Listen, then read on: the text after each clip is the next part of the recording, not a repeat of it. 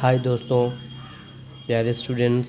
आज मैं आप लोगों के लिए 12th एग्ज़ाम्स के फाइनल एग्ज़ाम्स जो कि 1 फरवरी से स्टार्ट होने के लिए जा रही है, मैं उसके तैयारी के लिए कुछ थोड़ा सा बड़ा एक वीडियो बना के लाया हूँ, जो कि समय के नहीं रहते हुए, जो कि अभी देखा जा रहा है कि समय हम लोगों के पास बहुत केवल 1 ही महीना है। उस 1 महीना में हमको सिलेबस क्या मतलब कहा जाए तो शॉर्ट फॉर्म्स में मैं सभी पोएम्स के समरी को इलैबोरेट करते हुए, एक्सप्लेन करते हुए मैं चलूँगा।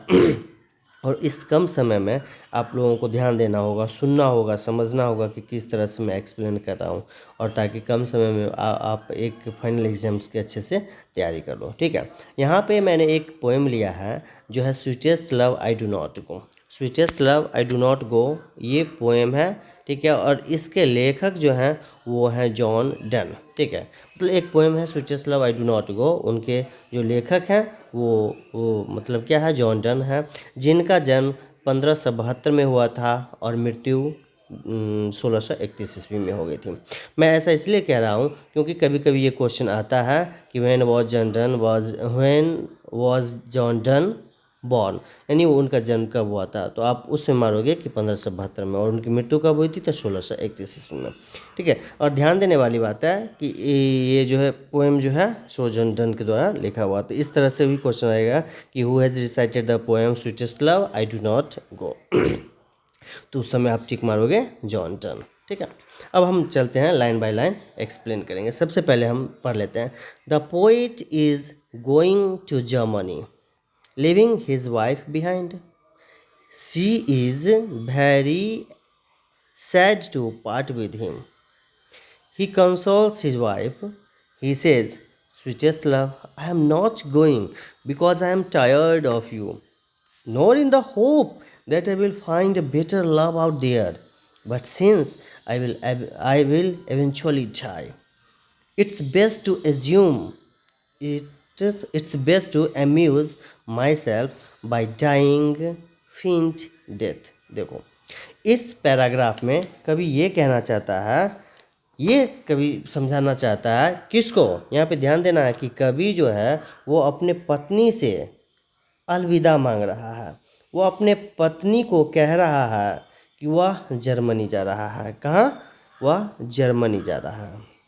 मतलब अपनी पत्नी से इस पोएम में, इस पैराग्राफ के माध्यम से कवि ये कहता है कि वह जर्मनी जा रहा है। उसकी पत्नी बहुत उदास है इस बात को सुनकर कि उसके हस्बैंड वो जर्मनी जा रहे हैं। वह अपनी पत्नी को सांत्वना देता है। यहाँ जो कंसोल है, कंसोल मीन्स होता है सांत्वना देना। ठीक है, वह अपने पत्नी को सांत्वना देता है और कहता है, वो अपने पत्नी को सांत्वना देता है और कहता है स्वीटेस्ट लव। स्वीटेस्ट लव मतलब हो गया कि मेरी प्यारी, मेरी प्रिय, मेरी चहेती। I am not going because I am tired of you. मैं इसलिए नहीं जा रहा हूँ कि मैं तुमसे तंग आ गया हूँ। आई am not going because I am tired of you. मैं इसलिए नहीं जा रहा हूँ कि मैं तुमसे तंग आ गया हूँ। nor in the hope that I will find a better love out there, और न ही इसलिए कि मुझे वहाँ तुमसे अच्छी प्रेमिका मिल जाएगी। देखो, अपने पत्नी को किस तरह समझाता है, वो अपने पत्नी को इस मतलब ये कहते हुए समझाता है कि तुम ये मत सोचना कि मैं तुमसे उब गया हूँ, मैं इसलिए तुम्हें छोड़ के जा रहा हूँ, और ये भी मत समझना कि मुझे तुमसे बेटर कोई बाहर में मिल जाएगा, जर्मनी में मिल जाएगा, मैं इसलिए जा रहा हूँ। ऐसा कुछ नहीं है। Nor in the hope that I will find a better love out there. ये ऐसा भी नहीं है कि मुझे वहाँ जर्मनी में कोई तुमसे बेहतर मिलेगी। But since I will eventually die, परंतु अंत में मुझे मरना ही है, अंत में मुझे मरना ही है। It's best to amuse myself by dying feigned death. तो इस मृत्यु का बहाना करके मैं स्वयं को बहलाना अच्छा समझता हूँ। या मतलब जो मुझे मौत तो मिलेगा ही, ऐसा नहीं है कि मौत मुझे नहीं मिलेगा, मौत मुझे मिलेगा, लेकिन उस मौत से बेहतर है कि मैं अपने आप को बहलाना चाहता हूँ। ठीक है। अब हम last night the sun went out. देखो यहाँ पर क्या है, कह रहा है कि the last night the sun went down and yet he is here again today. He has got no desire or feeling like me, nor half as short a journey. So don't worry about me, but please believe I will make quicker journeys because I have got more incentives than him. अब कभी यहाँ पे देखो, यहाँ पे क्या है कि वार्तालाप चल रही है, वो पति है, कवि है, वो अपने पत्नी को समझाना चाह रहा है। अब इस पंक्तियों के माध्यम से क्या समझाना चाह रहा है, सो फिर से देखो। Last night the sun went down and yet he has here again today. देखो, कल रात सूर्य डूब गया था और वह फिर भी आज यहाँ है। He is got no desire of feeling like me. उसमें मेरी भांति न भावनाएं हैं, न कोई इच्छा है। वो मतलब सूर्य का एग्जाम्पल देके वो अपने पत्नी को समझाता है कि देखो, वो डूबता है, वो उगता है, वो डूबता है, उगता है, उसमें कोई डिजायरनेस नहीं है, मेरे जैसे कोई भी आकांक्षा उसमें नहीं है, कोई भी इच्छा नहीं है। Nor half as short a journey. ना मेरी यात्रा की भांति छोटी आधा यात्रा है उसके पास। But please believe I will make quicker journey. लेकिन मेरे प्रिय, मेरी यात्रा शीघ्र, मैं अपनी यात्रा पूरी कर लूँगा, इसके लिए तुम चिंता ना करो। इसलिए तुम मेरी चिंता बिल्कुल भी ना करो मेरे प्रिय, मैं अपनी यात्रा पूरी कर लूँगा। I will make quicker journeys because I have got more incentives than him. और मेरा विश्वास करो कि मैं यात्रा शीघ्र पूरी कर लूँगा, क्योंकि उसकी अपेक्षा अधिक प्रेरणा है। वो बताना चाहता है कि उसकी अपेक्षा मतलब सूरज की अपेक्षा उसकी इच्छाएं जो है, प्रेरणा जो है, वो क्या है, बहुत है, अधिक है। तो इसलिए वो वापस आएगा नहीं, उसकी इच्छाएं जो है उससे क्या है, अलग है। ये कौन कह रहा है, कवि कह रहा है। ठीक है। किससे कह रहा है, अपने पत्नी से कह रहा है। फिर वो क्या कह रहा है, तो देखो, oh how feebles man's power is. कह रहा है कि how feebles man's power is that if good luck happens he can't add another hour or recall a lost one. But when bad luck comes, we strengthen it, lengthen it, and beautify it so that it marches over us. अब देखो यहाँ पे क्या कह रहा है, इस पंक्तियों के माध्यम से कवि यहाँ पे ये कहना चाह रहा है कि मनुष्य की शक्ति मतलब oh how feebles man's power is. Feeble मतलब होता है यहाँ पे, ये फीबल की बात कर रहा हूँ, ये फीबल की बात होता है मतलब वीक होता है, WEAK, वीक। वीक मीन्स कमजोर, नाजुक। मनुष्य की शक्ति कितनी दुर्बल है, that if good luck happens he can't add another our, कि यदि सौभाग्य प्राप्त हो जाए वह न उसमें एक घंटा बढ़ सकता है, आवर, और रिकॉल अ लॉस्ट वन, न गए समय को वापस ला सकता है।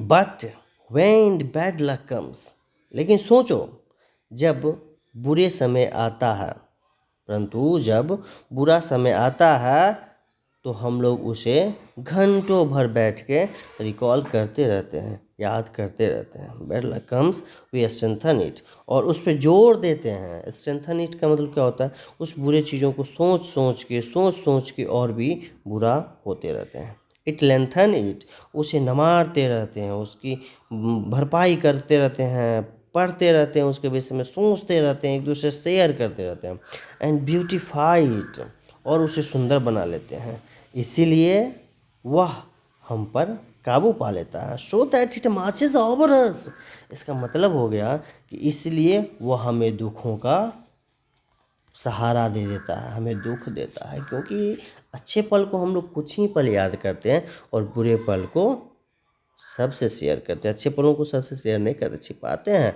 इसलिए वो हमारे पास कुछ ही पलों के लिए होता है। अब देखो नेक्स्ट क्या कहता है।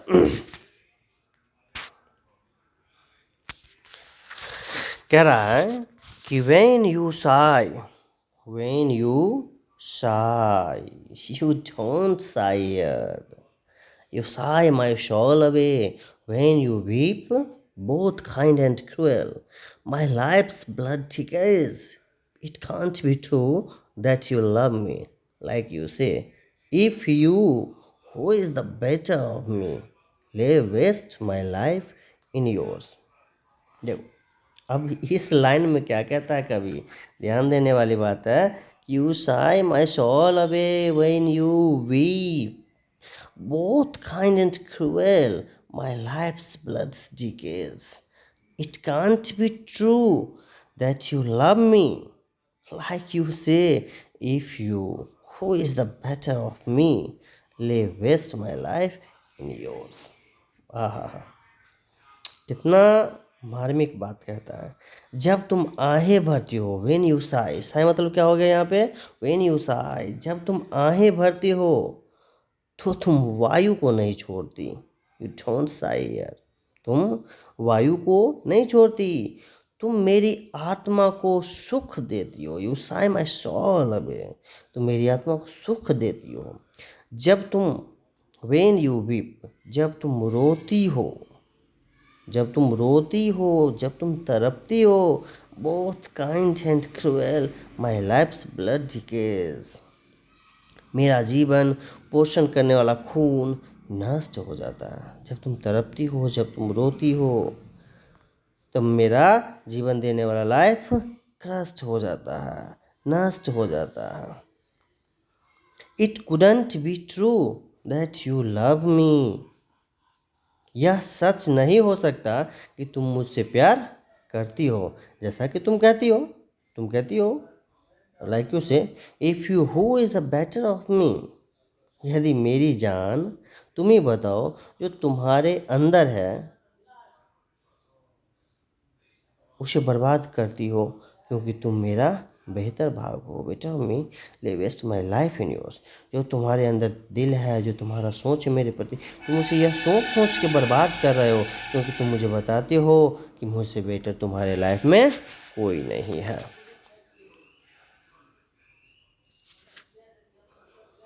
ठीक है, तो यहाँ पे इस बात को ध्यान देना होगा कि कवि अपने माध्यम से ही ये सभी बातें अपनी पत्नी को समझा रहा है। अब देखो क्या कह रहा है कि don't let your prophetic heart foresees me ear and case, destiny takes your place and fulfills your fears.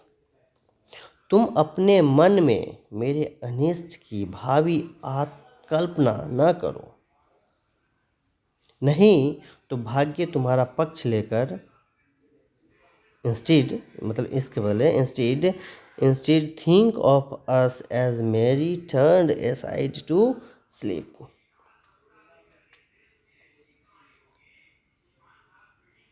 इसकी बजाय, इंस्टीड का मतलब हो गया इसके बजाय, यह सोचो, instead think of us as merely turned aside to sleep, इसकी बजाय तुम यह सोचो कि हम केवल सोने चले गए हैं। तुम ये मत सोचो कि हम तुमको छोड़ के जर्मनी जा रहे हैं, तुम ये सोचो कि हम तुम्हें छोड़ के केवल अपने रूम में सोने जा रहे हैं। Those who keep one another's memory alive are never parted, जो एक दूसरे की स्मृति को जीवित रखते हैं वे कभी बिछड़ नहीं सकते। यहाँ पे जॉन डन ये कहते हैं कि जो एक दूसरे की स्मृति को जीवित रखते हैं, जो एक दूसरे से बहुत प्यार करते हैं, वो कभी भी एक दूसरे से बिछड़ते नहीं हैं, वो एक दूसरे से प्यार करते हैं, वो एक दूसरे के लिए जीते हैं, मरते हैं। तो आज मैं इतना ही, मैं एक एक पोएम का समराइजेशन आप लोगों को देते रहूँगा, समझाते रहूँगा। आप इसे सुनना, समझना, पढ़ना, ठीक है, और आंसर करना एग्ज़ाम में, ठीक है। अगर जहाँ कहीं भी कुछ भी कमी हो तो उसका कमेंट सेक्शन में आप मुझे रिप्लाई क्वेरी करते रहना, ठीक है। Thank you. मैं फिर से मिलता हूँ नेक्स्ट वीडियो में।